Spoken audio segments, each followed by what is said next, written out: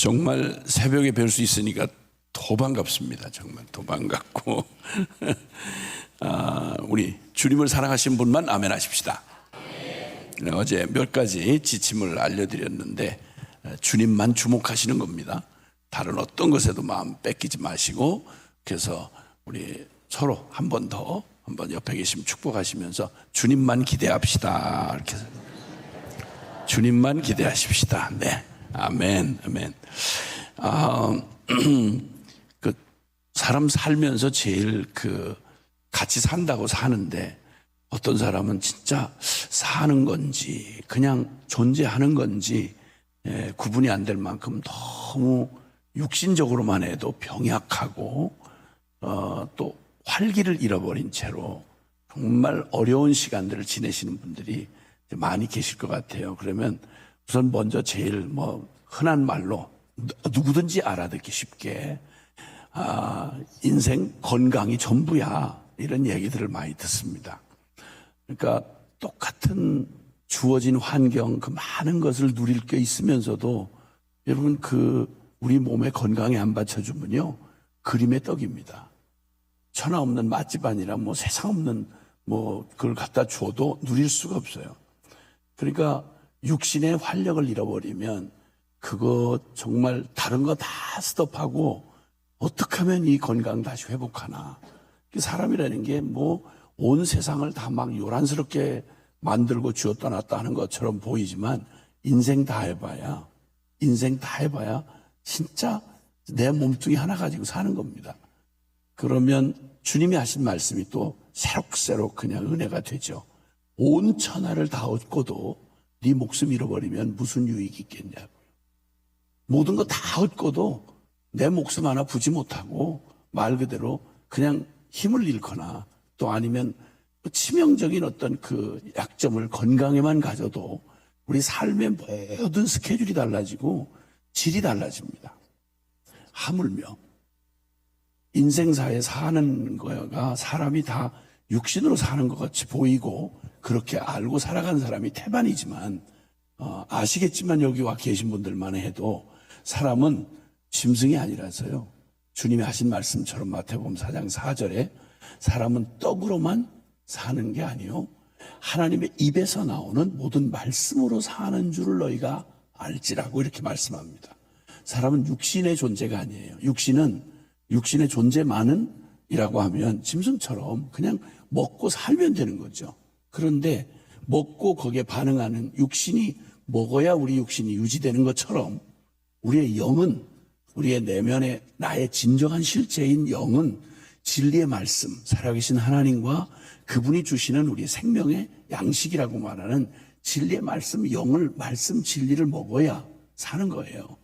멀쩡한 사지를 가지고 멀쩡한 건강 조건을 다 가지고요 마음에 병이 들잖아요. 지금 한국 국민의 통계라는 게 이렇게 그렇게 믿을 만한 그런 건 아니지만 대략은 짐작해 볼 수 있습니다. 이 정신 건강이라고 표현하는 이 일 때문에 심각한 지경에 와 있는 건 사실입니다. 관심을 두고 좀 보시면 저희같이 이렇게 늘 그냥 주님께서 그래도 이 민족 그저 복 주시기를 위해서 기도하다 보면 뉴스가 그냥 흘러가질 않습니다. 근데 지금 심각하게 우리 다음 세대들의 정신건강뿐만 아니라 우리 어떤 혹자의 말에 의하면 절반 이상의 사람들이 우울증을 앓고 있다, 이렇게 얘기를 해요. 이게 무슨 말이겠어요? 천하의 반만년 역사에 지금처럼 대한민국이 이렇게 호사를 누리며 살아갈 수 있는 때가 과연 언제 있었나 싶을 만큼 모든 걸 다 누리고 살고 있거든요. 그런데 가장 우울하고요, 우울지수가 전 세계에서 가장 높은 계층에 속합니다. 뭐 때문일까요? 사람이 육신만이라면 왜 행복하지 않을까요? 육신만이라면 우린 영적 존재예요. 그래서 우리의 영혼이 활력을 잃어버리면 그러면 다른 삶이 다 웃어도 공허해요. 웃어도 공허하고요. 아무리 전 세계를 그냥 인천공항이 미어터지도록 들락날락하고 눈에 뭘 해도 눈은 보아도 만족이 없어요. 전 세계를 저도 적지 않게 6개 대륙을 많이는 아니에요. 한 70여 개 나라 다니면서 사역을 하고 있거든요. 보는 거 관심이 없어져요. 다 거가 거기에요. 도시 그러면 뭐 뉴욕이니 뭐 암스테르담이니 파리니 런던이니 동경이 뭐 천하 어디를 가봐 다 거기에요. 다 해봐야 건물 만들어 놓고 다 해봤자 문명의 그 혜택을 받아서 이렇게 그 일이 살아가는 일이니까 뭐 거기서 거기에 사람 사는 거 새로울 게 거의 없어요.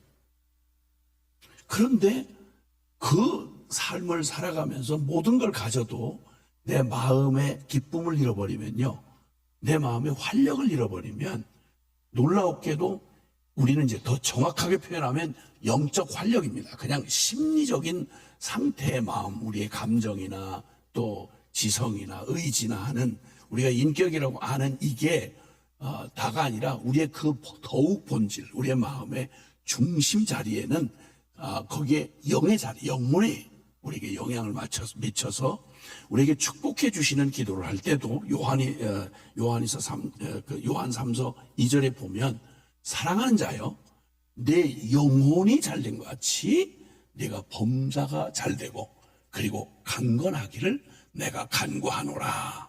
하나님이 축복이 임하려고 하면 사람은 무엇으로 사는가? 사람은 존재적이고 영적 존재예요. 그래서 주님께서 시편 49편 20절에도 말씀하기를 존귀하지만 깨닫지 못하는 자는 멸망하는 짐승과 같다. 사람으로 태어나서 사람으로 살아가는데 그냥 육적 본능에 의해서 그냥 눈의 안목의 정욕, 육신의 정욕, 이생의 자랑, 먹고 싸우고 아귀다툼하다가 그리고 또 막 서로 그 힘 있는 놈 또 없는 놈 날마다 이런 육신적인 꼭 짐승 이상도 이하도 아닌 그런 삶을 산다고 그러면 사람의 인두급을 쓰고 있는데 사람다울 수가 없는 거예요. 사람다움의 가장 중심이 바로 뭐냐? 하나님이 우리를 창조하실 때부터요, 하나님의 형상우리를 얼굴 빚으시고 하나님의 생기를 그 코에 불어 넣으시니 생명이 된지라. 그러니까 온전한 우리의 인간의 회복은 다른 거 없어요. 그러면 이 질문으로 하나님 앞에서 우리가 다시 이 부흥회에 우리 영적 점검을 받을 필요가 있어요. 여러분의 영혼은 건강하십니까? 사람의 건강, 육체의 건강 지수를 이렇게 잴 때 보통 기본적인 건강 지수를 잴 때 제일 중요한 게 가면 당장 웬만하면 이 맥박제고요. 그리고 혈압제더라고요. 그리고 이제 뭐 기본적인 체온제고요. 사람이 이게 건강한지를 알아보는 가장 기본적인 건강 체크가 그렇게 체온제고 그 다음에 이렇게 또 맥박제고 그러면서 이제 호흡, 폐 질량 이런 걸 또 기본적으로 하더라고요. 딴 거 하러 갔는데도 그거부터 하더라고요. 그러면 영적 건강 체크리스트가 뭐냐? 간단해요. 내 영혼이 정말 활력을 가지고 건강한 영적 상태를 가지고 있는가? 이 얘기가 굉장히 중요한 건 육체의 건강 뭐 말할 것도 없이 중요하죠. 그러나 모든 걸 다 가져도요, 교회가 이 요한계시록의 7교회를 주님께서 현존하던 그 당시에 현존하던 7교회를 향해서 주신 말씀이 영적 진단과 함께 나타나는데 그 중에 사대교회라는 교회가 등장을 합니다. 이렇게 말씀하세요. 네가 살았다는 이름은 있으나 실상은 죽은 자로다. 그냥 봐도 살아있어요. 다 겉으로 갖춰져 있고 그냥 움직여요. 그런데 정작 살았다는 이름은 다 있어. 하나도 빠짐이 없어. 그런데 정작 찾아야 될 영적 생명력과 활력을 잃어버린 거예요. 여러분이 다른 일에는 다 보면 금방 나타나요. 육신의 건강에 뭐가 있으면 금방 나타나요. 요즘에는 뭐 막 굶어서 뭐 이런 아주 극소수의 그런 분도 있지만 기본적으로 우리가 예전에는 누리지 못했던 기본적인 생활 모든 게 다 준비되어 있기 때문에 다른 거는 뭐 별 문제가 아닌데 이제 성인병이 많아졌어요. 그러다 보니까 이 성인병을 체크 안 하면 졸지에 막 한순간에 뇌졸중이니 뭐 무슨 병이 그렇게도 많아요. 심각하게 아니 여기 째진 것 같으면 쓰라려서 못 견디니까 어떻게 해서든지 바빠도 뭘 반창고를 부든지 뭘 하든지 하는데요. 보이지 않는 영역에서 나의 전 삶의 가장 중요한 지금 뭐 혈관 질환 같은 거, 뭐 이런 신진대사라든지 이런 게 직접적인 밥 먹고 이렇게 하는 데는 별 지장이 없는데 이게 결정적으로 쌓이고 쌓이다가 한 방에 툭 터져버리면 이게 왜 날벼락이라 그러는, 날벼락 아니에요. 계속 신호가 있었죠. 근데 딴 일에 바빠서 나 건강한데 뭐 이런 거예요. 나 건강하게 교회 잘 나오고 나 건강하게 사람들한테 그냥 그럭저럭 다 믿는 이거 잘 보이고 그냥 남이 봐서 누가 봐도 뭐 신앙생활 잘하는 것 같은데 사대교회가 그랬어요. 문제는 생명력이 없는 거예요. 결정적인 그 영적 활력을 잃어버린 채 살았다는 이름은 있는데 실상은 죽은 자예요. 여러분 이런 진단을 받는다면 이거는 다른 거 아무리 잘 되고 뭐 높은 성공을 하고 뭐 지위에 올라갔고 뭐 넓은 평수에 집을 갖고 미안하고 죄송한데 집은 덜렁 남는데 사람 쓰러지면요 끝이에요. 제일 중요한 이거는 정부가 책임 못 져줘요. 누구도 대신해 줄 수가 없어요. 가장 중요한 오늘 주님이 저와 여러분을 사랑하신다고 하면 저와 여러분을 가장 잘 하신다고 하면 제일 먼저 우리를 교정해 주셔야 되는 게 바로 뭐냐면 그건 바로 우리의 영적 건강을 교정해 주셔야 되는 거예요. 그러면 길게 얘기할 수는 없으니까 새벽에는 또 너무 길게 얘기하면 안 되잖아요. 그렇기 때문에 간단히 말하면 여러분 잘 아시는 대로 영적 활력을 점검해 볼 수 있는 나무는 열매를 보면 금방 알 수 있는 것처럼 영적 건강도 그렇게 영적이라면 무조건 막 안개 속을 던는 이게 아니고요. 하나님이 영이시고 우리를 영적 존재로 지으셨어요. 그래서 우리의 삶에 영적 활력을 찾아볼 수 있는 가장 바로메타 같은 그게 있는데 데살로니가전서 5장 16, 17, 18절 너무도 유명하고 잘 아시는 구절인데 한번 보실래요? 암송하면 좋겠지만 암송해 볼까요? 시작. 항상 기뻐하라. 쉬지 말고 기도하라. 범사에 감사하라. 이는 그리스도 예수 안에서 너희를 향하신 하나님의 뜻이니라. 아멘. 예수님을 주시기까지 우리에게 모든 것 다 내어주신 하나님이 우리에게 향하신 뜻이 있어요. 내가 이 놀라운 복음을 주었고 생명을 주었고 이 엄청난 선물을 너에게 주었으니 네 삶에서 이걸 마음껏 누리거라. 그게 나는 네가 건강한 게 나의 기쁨이고 너의 기쁨이 나의 기쁨이고 너의 잘 되는 게 나의 소원이다. 하나님의 소원과 뜻이 바로 그래요. 내가 너희를 향한 나의 생각을 안 하니 재앙이 아니요 평안이니라. 하나님이 여러분을 사랑하심을 믿는 사람만 아멘 합시다. 사랑하시되 가장 좋은 것으로 주어야만 하시는 우리의 영의 아버지이심을 아는 분만 아멘 합시다. 기쁘십니까? 그리고 쉬지 않고 기도하시나요? 그리고 범사라는 말은 좋아 보이거나 이해되는 것만이 아니라 어떤 상황에서도 내가 맞이한 상황과 분위기보다 더욱 분명한 사실, 하나님이 다스리시고 하나님이 나를 주관하시며 하나님이 나를 좋은 것으로 우리를 만족해 하시는 하나님인 걸 아는 게 더 큰 거예요. 그러면 범사에 감사할 수 있어요. 이해가 안 돼도 감사하고 아파도 감사하고 지금 완전히 참 슬픈 가운데 있어도 감사하고. 왜? 이게 결론이 아니니까. 더 크신 하나님의 일이 내 안에서 이루어지고 있고 나를 향한 축복이 멈추지 않고 있다는 걸 영원 불변의 사실. 아무리 내 기분이 꿀꿀하고 뭐라고 해도 여러분 아무리 햇빛이 안 보이고 생난리 쳐도 조금만 비행기 타고 여러분 이륙만 해보시면요 저 위에 하늘은요 와우 그 찬란한 태양과 그리고 그 멋진 광활한 저 하늘에 이 하늘이 그냥 여전히 변함없어요. 다만 요 구름 밑에 있는 우리만 지금 우울하고 꿀꿀하고 뭐 이런 거죠. 변함없어요. 마찬가지로 내 앞에 아무리 먹장구름 같은 상황이 나를 덮쳐도 분명한 사실은 여전히 태양은 비치고 있고 아침은 어김없이 찾아올 것이며 할렐루야. 주님을 찾는 자에게 그 소원을 만족해 하사 좋은 것으로 우리에게 베풀어 주시는 하나님은 영원하세요. 그분이 있는데 왜 우울해요? 우울하다가도 고개 번쩍 들고 믿음으로 바라보면 구름을 뚫고 그 위에 내 영혼이 소리치잖아요. 아니야, 해는 비치고 있어. 아니야, 하나님이 나를 향한 그분의 사랑은 어떤 것보다 사실이야. 이렇게 감사할 수 있는 거죠. 그럼 내 영적 그 건강 지표를 이거 체크하는 건강 기본 리스트가 바로 뭐냐면, 이건 특별한 선교사님이나 목사님이나 어떤 영성 깊은 어떤 사람에게 요구하시는 게 아니고요. 이건 모두가 다 하나님 아버지 하고 기도하는 모든 성도에게 주님이 바라시는 하나님 아버지의 뜻이에요.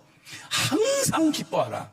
대강 기분 날 때 일주일에 한 번 이럴 때 기뻐하라, 이게 아니고요. 항상 기뻐하라. 쉬지 말고 기도하라. 범사에 감사하라.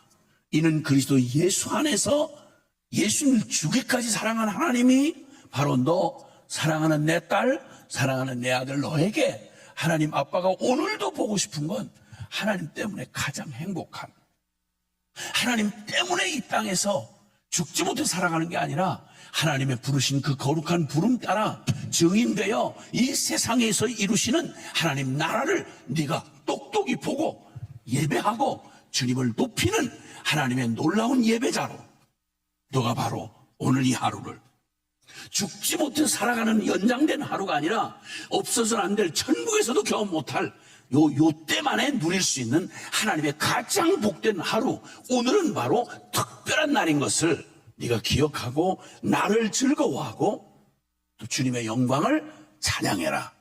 이게 하나님 아버지의 뜻이에요. 그런데 말입니다. 왜 내 삶에는 이렇게 영적 활력이 없지? 간단하게만 생각해도요, 사람이 제일 활력 넘칠 때 에너지, 피곤치도 지치지도 곤비지도 않고 에너지가 넘치는 순간이 어떤 조건이 맞았을 때 그런 줄 아세요? 간단해요. 연애에 미쳤을 때. 그쵸? 죄송해요. 여러분 상처를 건드려서 죄송해. 아니, 과거에 그랬었죠. 아우, 진짜 생각만 해도 내가 미쳤었지 그때. 왜 그랬어 주여? 이 왼수는 또 죽지도 않고 그렇게 오래 살아? 뭐 이런 또 이상한 여자들이 많이 있다는 걸 또 저도 예의 알고 있어요. 그러나 아무리 그래도 그때는 사실이었잖아요.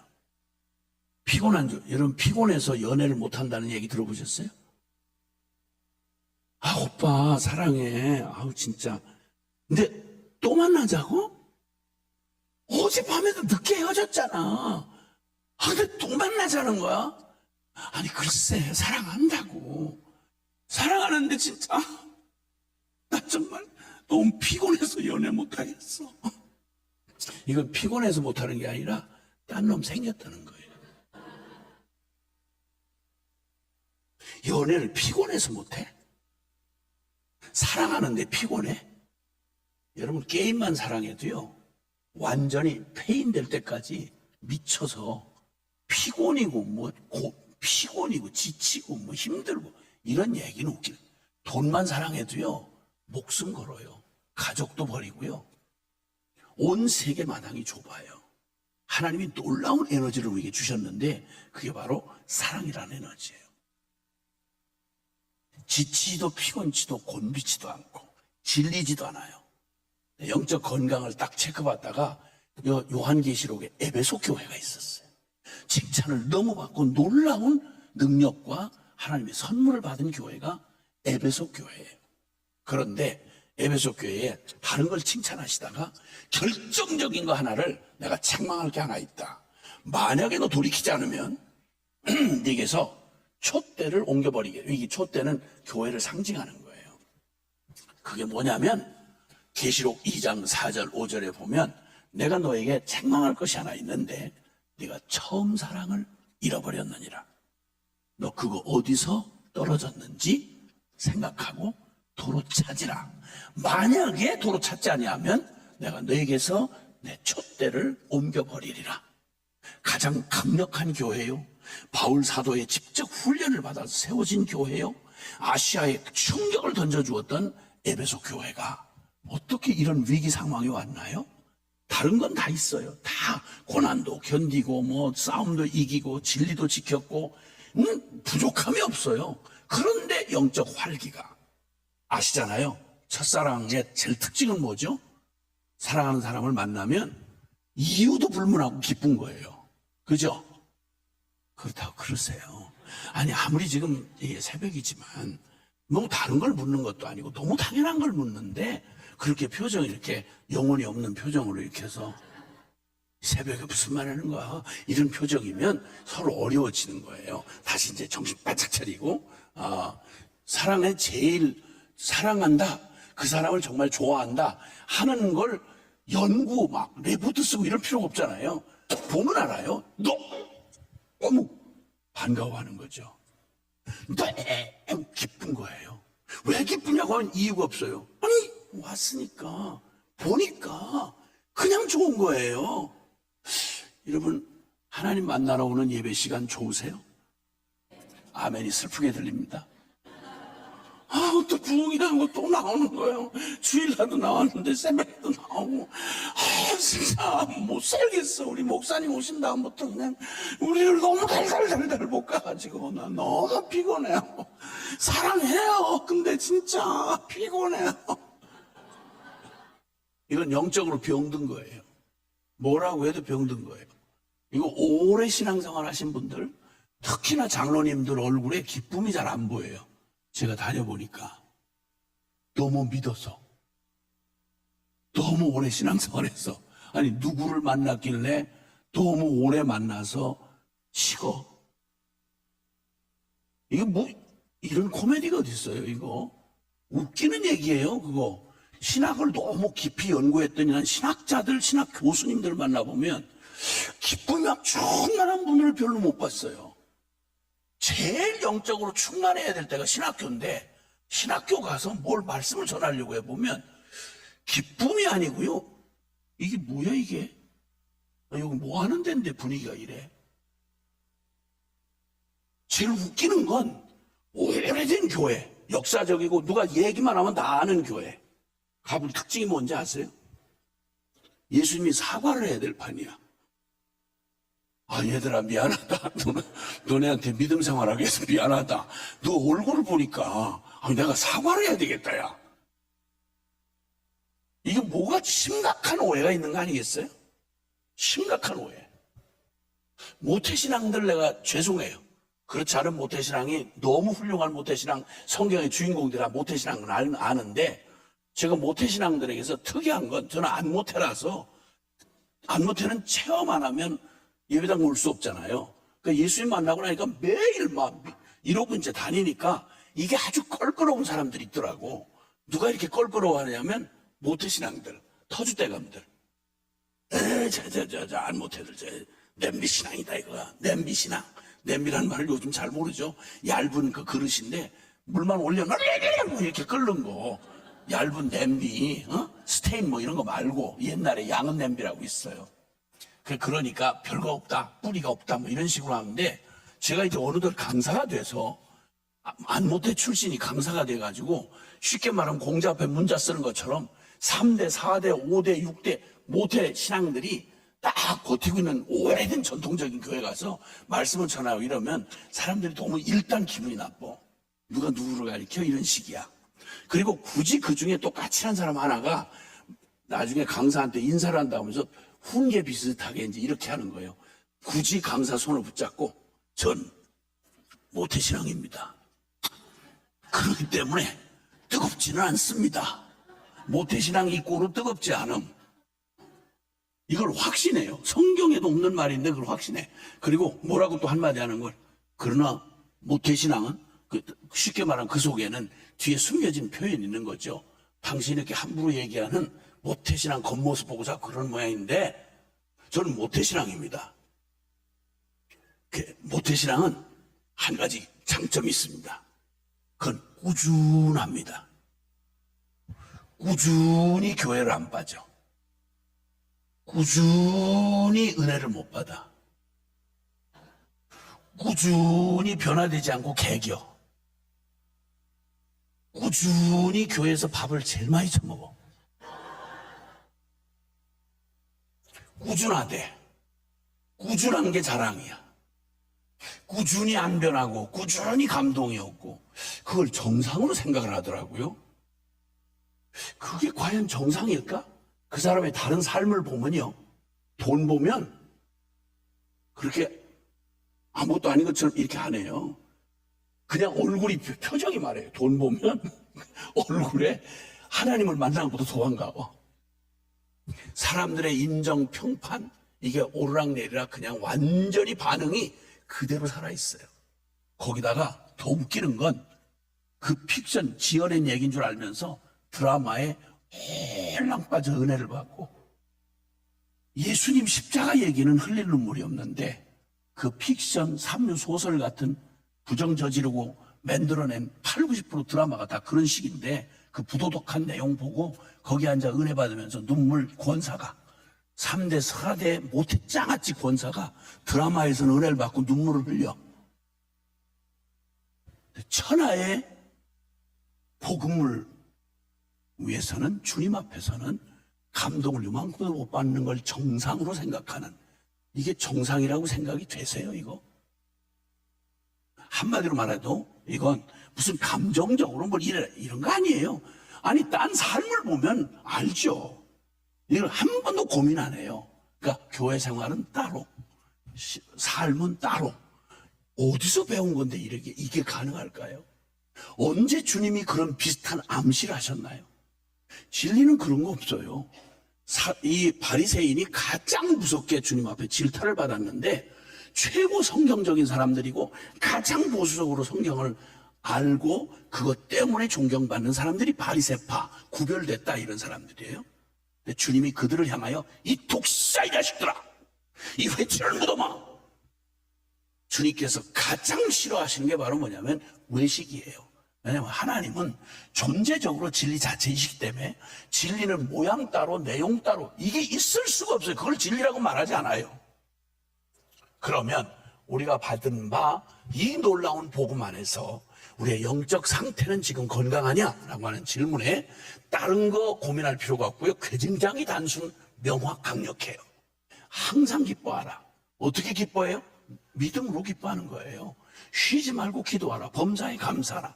그래서 제가 교파를 초월해서 이게 복음을 전하면서 섬기다 보니까 한 가지 교파를 초월한 이 생명의 반응은요, 거의 표현은 뭐 여러 가지 다를 수 있겠지만, 그런데 그 공통점을 발견했는데, 활력 넘치는, 생명력 넘치는, 영적인 그 생명력 넘치는 사람들을 교파를 초월해서 보니까요, 한 가지 공통점이 있더라고요. 그게 뭐냐면, 물어보는 거예요. 아니, 어떻게 이렇게 기쁨이 있으시냐고, 어떻게 그렇게, 언제부터 이렇게 은혜를 받아서, 처음부터 이러진 않았어요. 아, 그럼요. 처음부터 그러진 않았죠. 그래서 얘기를 하는데 공통점이 있어요. 그 중에 한 가지, 그 완전히 공통점으로 발견한 게 뭐냐면, 활력 넘치는 영적인 영성을 누리고 있는 사람들은 누구냐면, 간증이 반드시 같은 부류의 간증이 있는데, 하나님이 내 기도를 들어주셨다는 거예요. 하나님이 내 기도를 들어주셨다는 거예요. 그때부터 하나님은 먼 아저씨 같은 하나님, 또 먼 대통령 같은 이런 저추상적인 어떤 이런 게 아니라, 하나님, 나의 하나님, 아빠의 하나님, 엄마의 하나님이 아니라 나의 하나님, 이렇게 고백하는 게 뭐 엄청난 뭔가가 있어서가 아니라, 내가 글쎄 그때 기도했는데 글쎄 하나님이 글쎄 내 기도를 들으셨다 이거야. 하나님이 내 기도를 들어주셨다는 거예요. 이 공통의 간증을 가지고 있는 사람들이 교파를 초월해서 가만히 못 있더라고요. 이렇게 활력의 그런 영적 활성을 보여주지 않을 수가 없었어요. 맞아요. 여러분, 영적 활력은 다른 데 있지 않고 하나님이 추상적인 어떤 종교적 개념이나 철학적 관념이 아니라 살아계신 하나님이라는 걸 언제 확신하고 언제 그걸 누리냐면, 그때부터는 다 듣긴 다 듣고 있었죠. 근데 들었는데 어떤 사람은 죽은 것 같아. 살았으나 죽은 것 같아. 근데 똑같은 걸 듣고 똑같이 믿는다고 왔다 갔다 하는데 차이가 나. 활력이 있어. 무슨 차이인가 했더니 내가 기도했는데 하나님이 응답해 주셨다는 거예요. 이걸 체험하면 열심히 믿어라 말아라 뭐 이런 얘기할 필요가 없이 활력이 넘치고 그 얘기를 하고 싶어 못 견뎌요. 그리고 그 선하심을 맛보아한 경험이 그 다음으로 나아가는 디딤돌이 되는 거예요. 그래서 활력 있게 살아가요. 자, 그래서 주님이 쉬지 말고 기도하라. 범사에 감사하라. 주님께서 말씀하신 바로 영적 체크를 하다 보면 이 항상 기뻐하고 쉬지 않고 범사에 감사할 수 있는 그 원동력이 뭐냐면 바로 기도의 응답을 경험한 사람이에요. 여러분 그래서 오늘 이 새벽에 기억하실 건 사람들이 제가 기도를 동원하고 기도 운동을 이렇게 한다고 이렇게 하는 사람이다 보니까 그러니까 사람들의 관심사는 어떻게 저렇게 영적인 세계에 들어가서 그 신령한 기도를 할 수 있어요? 어떻게 많이 오랫동안 그렇게 양을 많이 기도할 수 있어요? 그 비결이 뭐예요?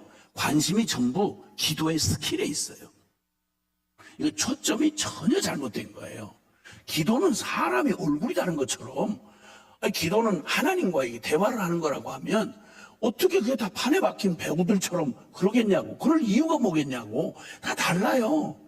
언어도 굉장히 단순하지만 제일 깊은 관계가 젖먹이 아이하고 엄마의 관계라고요. 그렇죠? 표현용 모자라도 전혀 상관없어요. 그 아이만의 울음, 그 아이만의 몸짓, 그 아이만의 반응이 있어요. 엄마는 정확하게 꿰요. 그걸 꿰뚫어요. 그리고 정확하게 반응해 주고요. 하나님 살아계신 그분이 아저씨가 아니에요. 멀리 계시는 교수님이 아니에요. 그분을 뭐라고 부르라고 하는 거니? 아버지라고 부르라는 거예요. 하늘에 계신 우리 아버지 이렇게 말하라는 거예요. 그것도 아빠, 원어상 아빠라는 말이 우리가 표현하는 친아빠 부를 때 친근하게 아빠 이렇게 부르는 말과 같은 거예요. 하나님을 그냥 부르는 게 아니라 오 임금이시여, 오 총회장님이시여 이렇게 안 부르고 아빠. 여러분 아빠 그러면 문고리 노크 없이도 언제나 휙 열고 들어갈 수 있어요. 아빠 누구야? 깜짝 놀라. 아빠 이러면 끝나요. 잘 준비된 격조 높은 만남이 아니라 그냥 있는 대로. 어떤 찬양 사역자가 그런 간증을 하더라고요. 늦게 낳은 아이 두고 자꾸 돌아다니다 보니까 너무너무 보고 싶은데 어느 날 들어갔는데 그 좁은 다 해봐야 방 한 칸 있고 거실 있고 화장실 있고 부엌 있는데 애가 안 보이더래. 저 엄마는 어디 또 잠깐 나갔고. 그래가지고 깜짝 놀래키려고 찾는데 없더래요.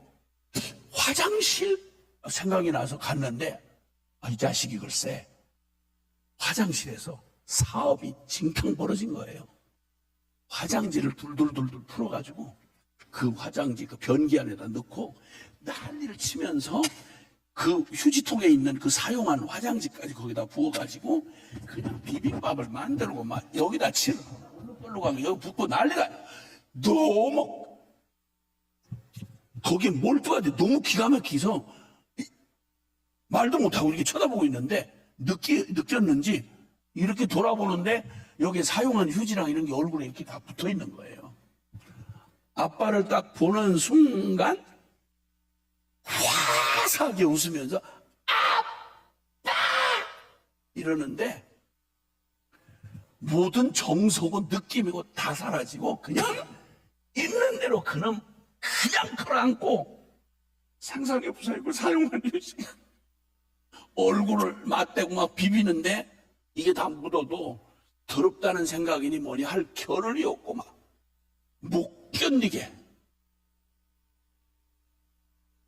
본능적인 반응을 하다가 울컥하고 은혜가 치미는데 하나님 아빠구나. 하나님 아빠가 날 이렇게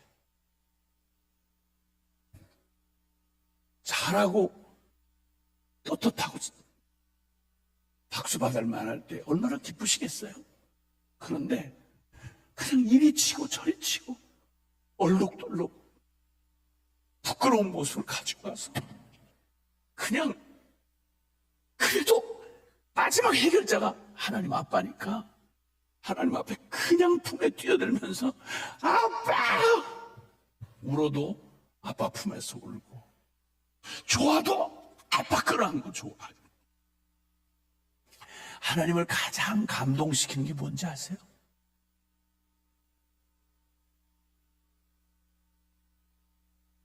하나님 사랑하고 그 품에 뛰어드는 걸 가장 기뻐하세요.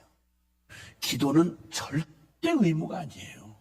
오해가 너무너무 우리 존재 안에 오해가 있는 거예요. 죄인으로 살다가 고아로 살다가 너무너무 늘 평가받고 사람들 사이에서 왜 쟤는 저러는데 너는 왜 그 모양이냐. 집에서부터 늘 비교당하고 평가받고 너는 누구는 공부 잘하는데 너는 왜 그 모양이고 누구는 운동 잘하는데 누구는 이쁘게 생겼는데 전부 이 저주받은 하나님 없는 이런 생각과 평가에 그냥 온통 근거 없이 태어나서 이 땅에서 고아처럼 영적 고아처럼 살았던 정서가 남아 있어가지고 그러니까 그 정서를 가지고 그대로 바뀌지 않은 채 하나님 앞에도 나오면 많이 봉사하고 많이 이쁜 짓 하고 하면 하나님 기뻐하시겠지만 이런 나를 뭐 하나님이 뭐 이런 식이야.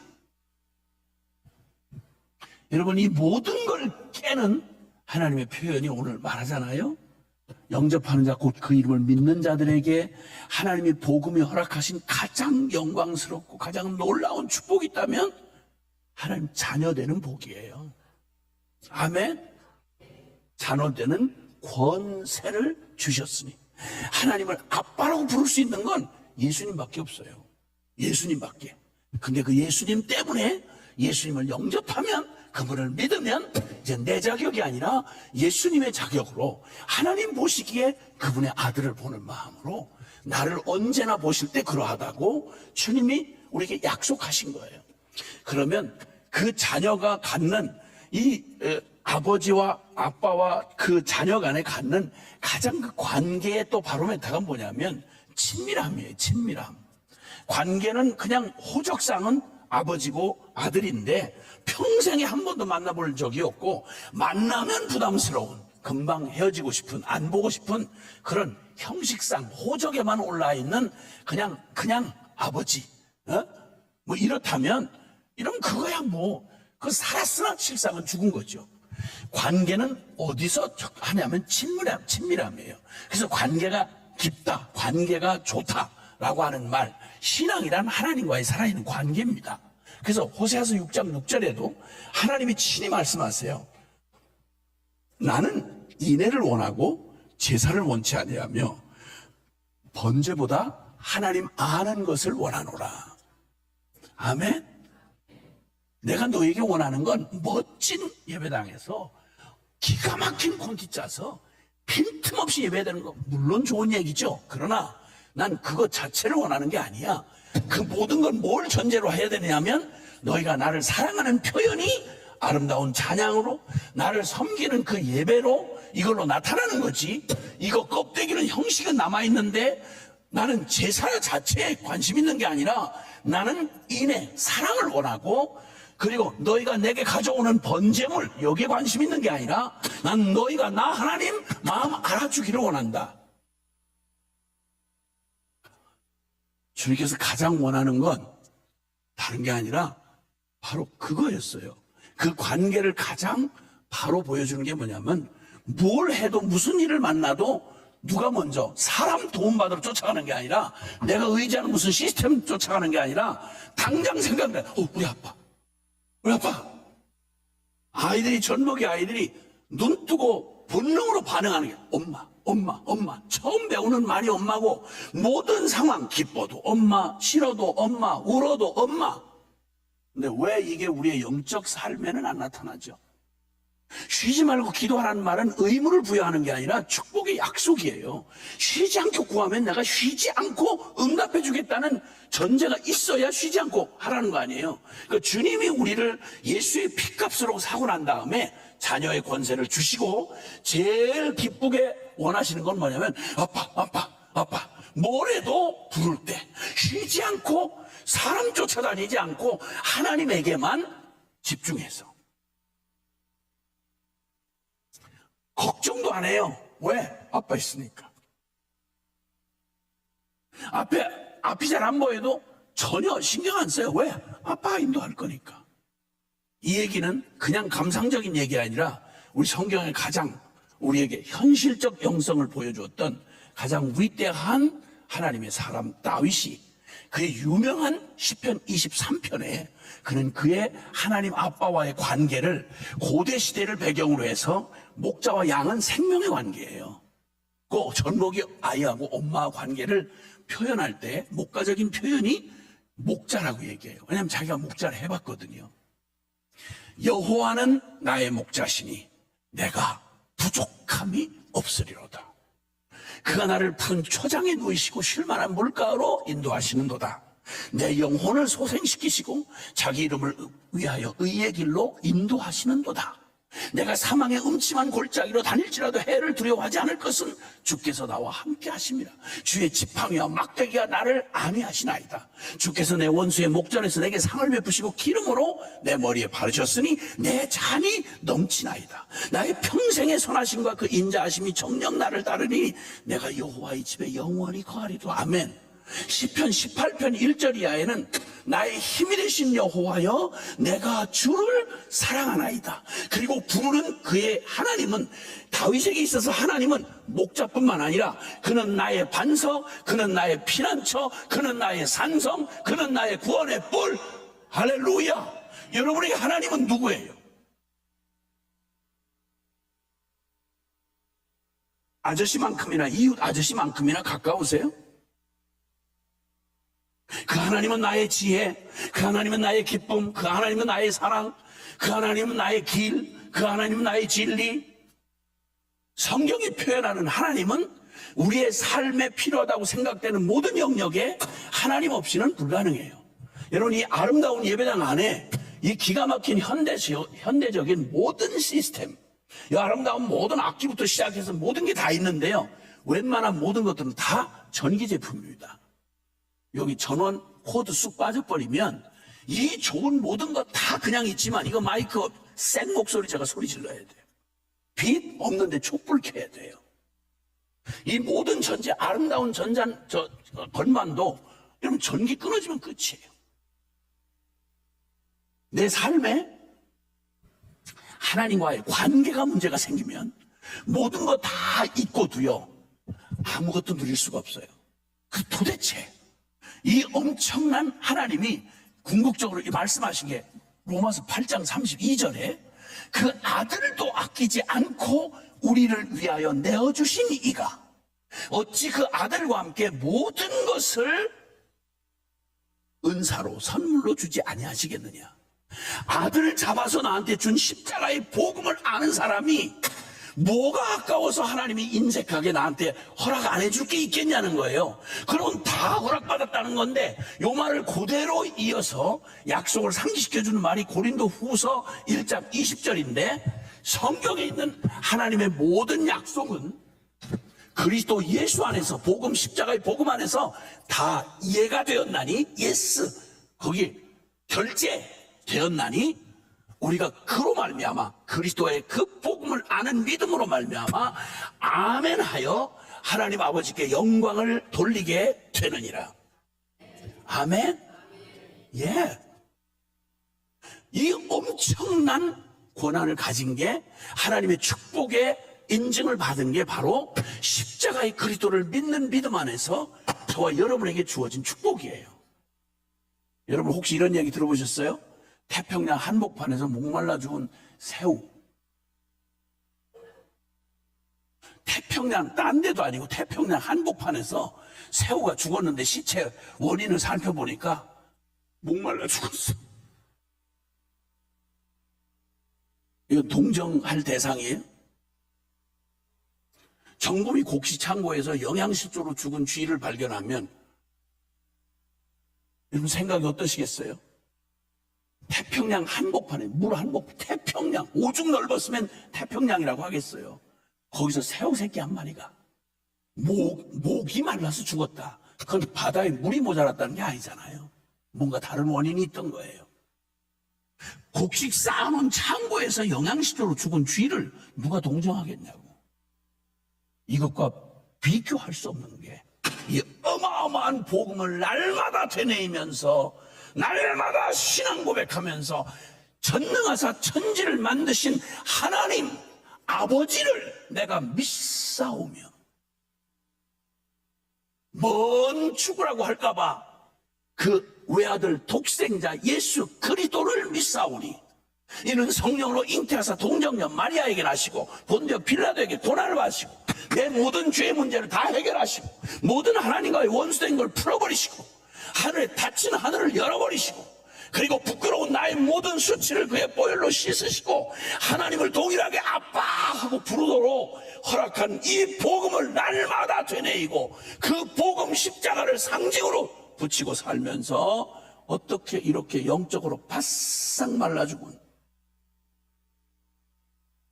어쩌면 주님의 온기가 그렇게도 느껴지지 않는, 어쩌면 관심이 그렇게 썩어질 세상에는 밝은데 어떻게 그렇게 이 영광스럽고 찬란한 하나님의 약속에 대해서는 그렇게 무지하고,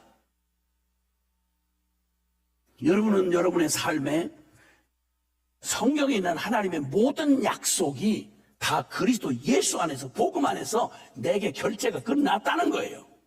찾아 먹으면 된다는 거예요. 근데 기도하세요?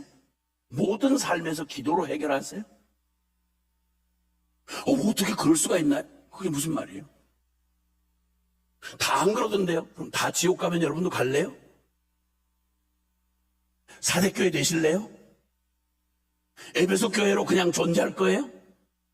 아니요. 그러시면 안 돼요.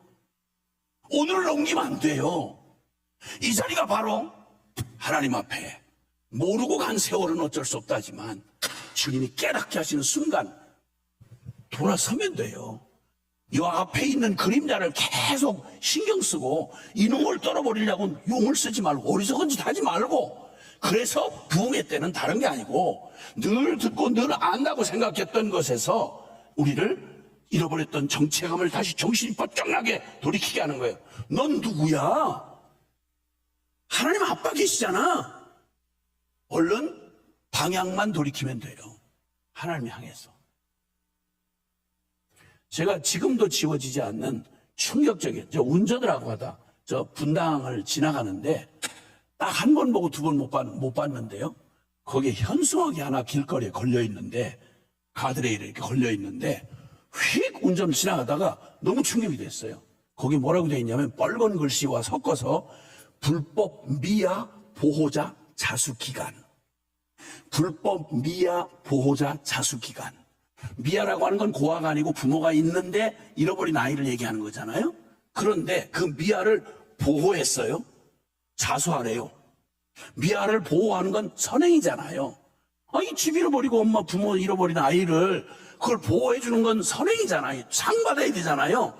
근데 자수라고 하고 앞에다 불법자가 붙었어요. 이게 무슨 말이야? 이게 조합이 안 되더라고요. 그래서 너무 충격이 돼가지고 주차장 어느 쪽으로 몰아놓고 한참을 생각해서 이게 무슨 말이야? 무슨 상황이야? 나중에 비로소 이해가 됐어요. 미아를 돌보는 건 너무 급한 일이죠. 여러분이 만약 길거리에서 울고 어린아이가 울면서 막 이러는데 집이 어딘지도 모르고 엄마 아빠도 설명도 잘 못하는 아이가 이 더군다나 추운 걸 길거리에 밤에 어둑어둑해 지는데 만약에 울고 있는 아이를 보면 인간이라는 건 얼른 보호해 줘야죠. 미아를 보호하는 건 선행이에요. 근데 그게 불법이 되는 수가 있어요. 자수를 해야 돼요. 안 그러면 큰일 나요.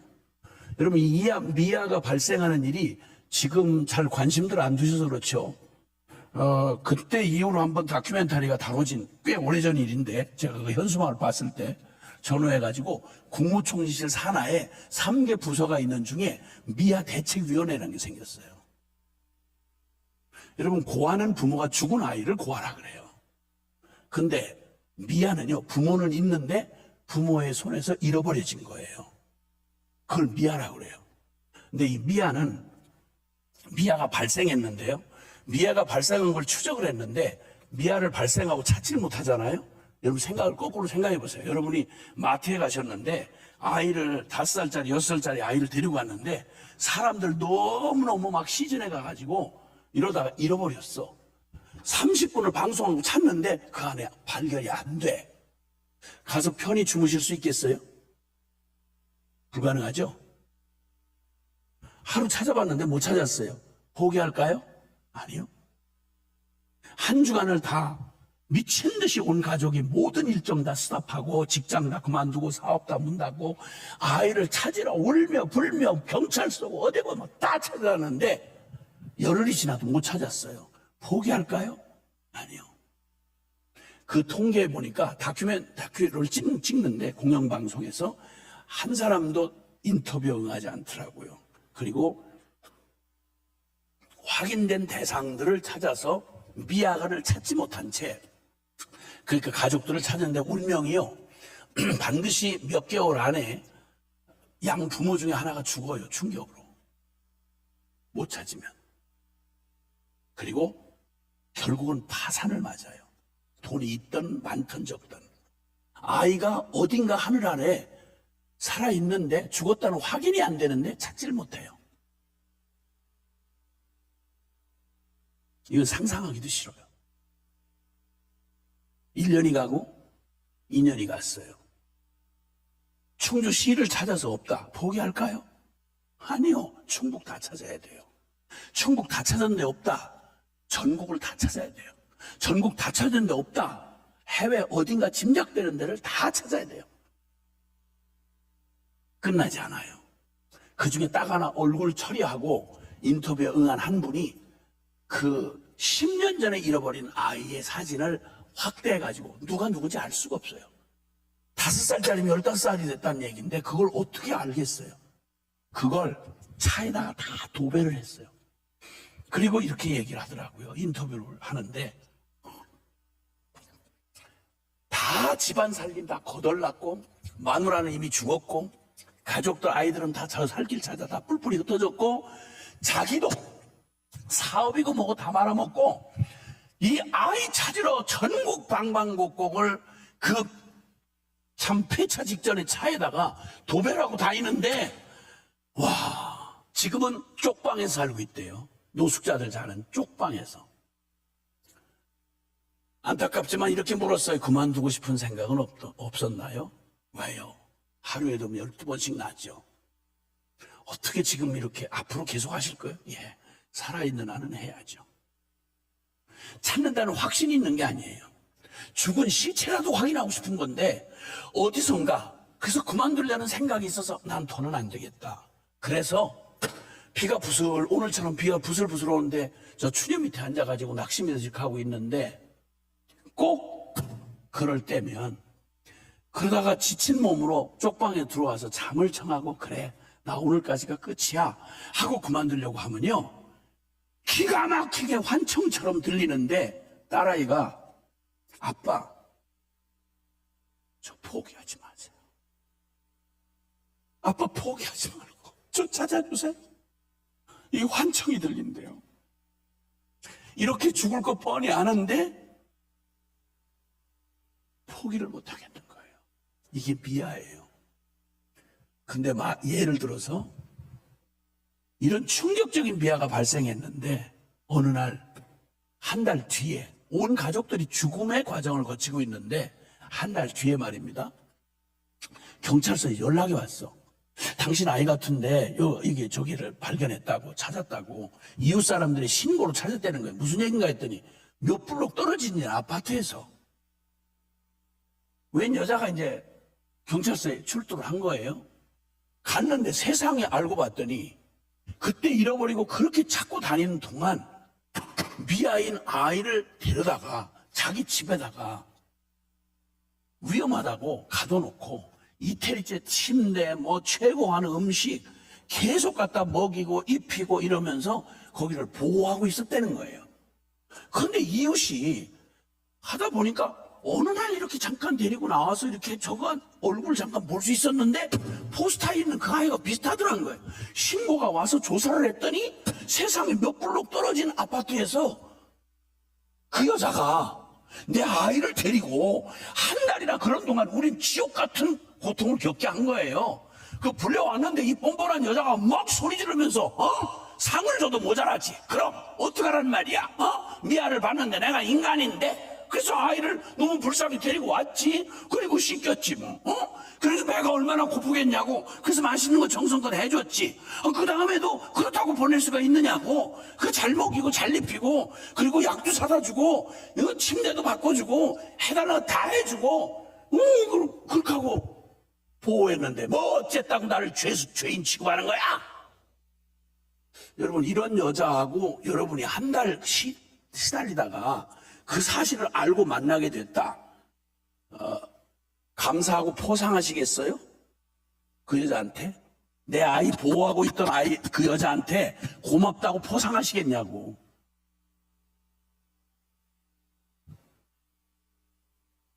그 머리를 쥐어 떠나놔도 시원찮죠. 이게 뭐 이런 미친 게 있어, 이거? 아니, 아이한테 잘해주는 거, 물론 울면 달래주고 배고프면 먹을 거 주고 씻겨주고 재워주고, 그럼 뭘 잘못했냐 이거야. 여러분, 이 여자한테 여러분 고맙다고 하고 정상이라고 하겠냐고요. 제가 그때 불법 미아 보호자 자수기한 충격을 받고요, 1년에 이런 생각이 정리가 되면서 끔찍한 게, 만약 예배당 앞에다가 주님이 불법 미아 보호자 자수기간 하고 현수막을 붙여놓으면 놀랄 교회들이 많을까 적을까 이런 생각이 들었어요. 여러 가지 좋은 일 당연히 해야죠.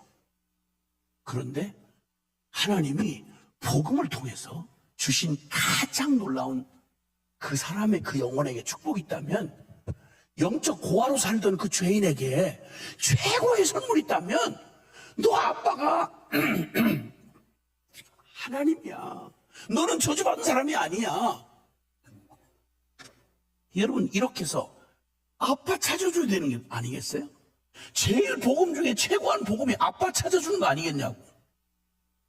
그냥 보호가 아니에요. 그래도 급한 거 일단 이렇게 하고 아빠를 찾을 생각을 못하도록, 만약 불법 미아를 보호하고 있는 게 만약에 교회였다면, 이거보다 더 끔찍할 일이 어디 있겠어요? 여러분과 저에게 맡긴 자녀를 키우면서 다 먹이고 입히고 저 학교 보내고 대학 보내고 모든 걸 다 세계 최고로 다 정성을 다하고 사랑을 했어. 모르는 사람 같으면 모르겠는데, 애미 된 우리는 무슨 사고로 갈지 정상으로 산데도 언젠가 떠나야 될 거 아니에요. 이 아이 누구에게 맡기고 갈 거예요? 누구에게? 모르면 몰라도 내 자식에게 할 수 있는 최대의 양육이 있고 부모의 책임이 있다면, 진짜 아빠 되시는 하나님 만나게 해줘야 될 거 아니야. 자녀되는 권세를 누리게 해줘야 될 거 아니요. 아멘. 이 초점에서 한 번도 흔들리면 안 된다는 거죠. 잘못하면 불법 미아 보호자 자수기간에 해당하는 끔찍한 일이 될 수 있다는 거예요. 기도가 왜 저절로 안 되냐고요? 기도는 기술이나 방법이 아니에요. 시간이 아니고요.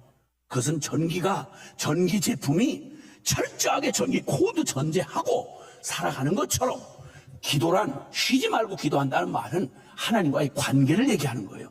그럼 기도를 잘한다 못한다는 말은 이건 왜곡된 말이에요. 기도를 못하는 사람이 어디 있어요? 아니, 엄마 찾고 의존하고 생존하는 아이에게 잘하고 못하고 어디 있겠어요? 그냥 울면 되는 거예요. 부르면 되는 거고요. 안 되면 앙탈하면 되는 거고요. 하나님 앞에 이 살아있는 생명의 관계, 이게 바로 여러분에게는 주님의 관계하고 온전하시냐 이거예요. 아빠하고 친아빠하고, 의붓 아빠가 아니라 친아빠고 사랑받는 자녀인 걸 기억하고, 오늘도 무슨 일이 있든 눈 뜨면 먼저 찾는 게 아빠 감사해요. 할렐루야. 아이고 주여, 아이고 아빠, 아버지. 이렇게 아버지하고 동행하고 아버지를 의식하고 그분에게 기도하고 쉬지 않고 기도하고는 사람에게 우울증이 찾아들 겨를이 있겠냐고요. 어떤 속임이 우리를 속이겠냐고요. 잠깐 속고 잠깐 이런 주제에 흔들릴 수는 있지만, 이 하나님이 나의 아빠라고는 영원 불변의 천지개벽을 해도 안 바뀌는 십자가로 이루어진 주님과 나를 맺어놓은 이 하나님 친아빠 되시는 하나님 아버지가, 주님께서 로마서 8장 15절 16절에 말해요. 종들은 두려움이 종의 특징이에요. 그러나 자녀는요, 하나님 자녀되는 그 자녀의 확신을 주셔서 우리가 하나님을 아빠, 아버지라고 부르짖게 되느니라. 성령이 우리 안에서 행하시는 가장 근본적인 일이 뭐냐면, 하나님을 아빠, 아버지라고 부르짖게 하신 이 복음을 깨닫게 하셔서 내가 연약해서 나 같은 게 어떻게 주님의 자녀야? 아, 내가 부끄러워서 어떻게? 이럴 때 성령이 내 속에서 소리를 지르게 하는 거예요. 그래도 우리 아빠야. 하나님 우리 아빠야. 어떤 도전과 유혹과 흥름 속에서도 내 성령이 내 안에 하시는 일이 뭐냐면 내 영혼을 일깨워서 하나님을 아버지라고 부르짖게 하느니라. 로마서 8장 16절의 말씀이에요. 하나님께서 우리에게 주신 이 놀라운 이 은혜와 이 은총과 이 사랑이 주님 앞에서 저와 여러분에게 오늘 이 새벽에 기억하셔야 돼요. 여러분 영혼은 안녕하십니까? 하는 물음은 여러분 그냥 미아로 사시는 거 아니에요? 고아로 계시는 거 아니에요? 여러분 고아가 아니에요. 미아가 아니에요. 왜? 십자가 때문에 그리스도의 핏값 주고 산 하나님의 자녀예요. 그래서 주님 앞에 와서 말 잘 할 줄 못해도 그냥 의존하고 살아가는 거예요. 그럴 때 주님을 부르면 기도는 관계다. 이것만 기억하세요. 그리고 주님에게 주신 최고의 우리의 활력 넘치는 우리 영적 삶은 특별한 영적 기술이나 대단한 영성 이게 아니고요. 최고의 영성은 십자가의 영성이에요. 그리고 주님으로 말미암아 살아가는 놀라운 일이 오늘 이 새벽에 저와 여러분에게 주님이 축복해 주시는